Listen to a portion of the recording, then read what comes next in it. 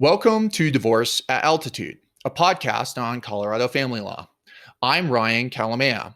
Each week, along with my business partner and co host, Amy Goscha, or an expert, we discuss a particular topic related to divorce or co parenting in Colorado. In addition, we have created a short series of lessons that will take you through the legal process of divorce and answer your questions, from simple to complex. Divorce isn't easy. The end of a marriage, especially when children are involved, brings a great deal of loss and change. We hope these practical tips and insights will help you on your journey to a new and better life.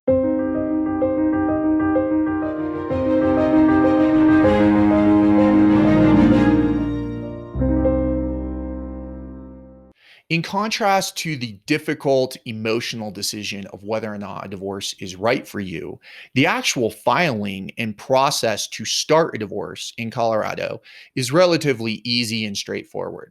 You, generally speaking, will need three documents in order to file for a divorce.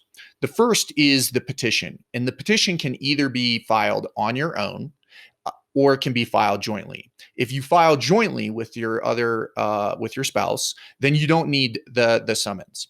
The second document that's required in all divorces in Colorado is the case information sheet. Most people are surprised when they actually see these documents at how simple they are. They ask your name, what your email address is, your physical address, the names of your children, when they were born, and the kind of most complex or most important things within the petition are jurisdictional in nature. And what I mean by that is the court needs to understand or be assured that the children, for example, have been here for 182 days, or most importantly, whether or not you or the other party has been domiciled in Colorado for 90 days or more. And that assures the court that the jurisdiction is proper for the marriage. Now, when you actually get those documents in the summons, if you were to file on your own, that would also need to be served on the other party. And that's pursuant to Rule 4 of the Rules of Civil Procedure. Now, the other party, they can waive service.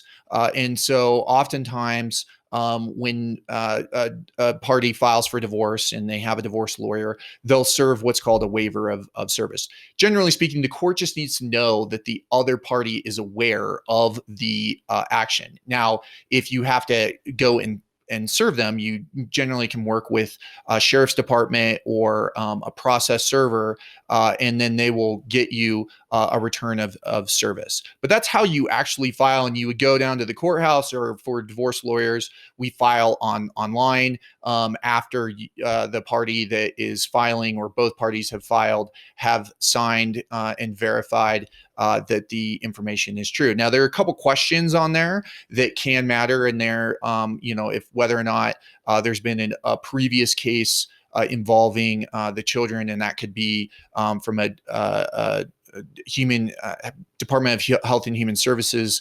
investigation, a dependency and neglect, whether or not there's open restraining orders, those sorts of things need to be filled out and disclosed. The other thing that people need to be aware of is that there will be questions of what you want the court to decide. That would be for child support, property division, restoration of your name, spousal maintenance. And it's generally best to have all of those issues that are relevant to your case checked. There is some case law here in Colorado where if you don't actually check the box, that you can come back and later ask for it, but that can be something that you'd want to consider consulting with an attorney.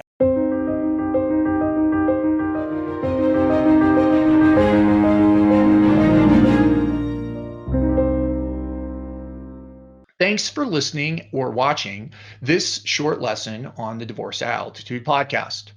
If you found this helpful, please leave a review or share with a friend.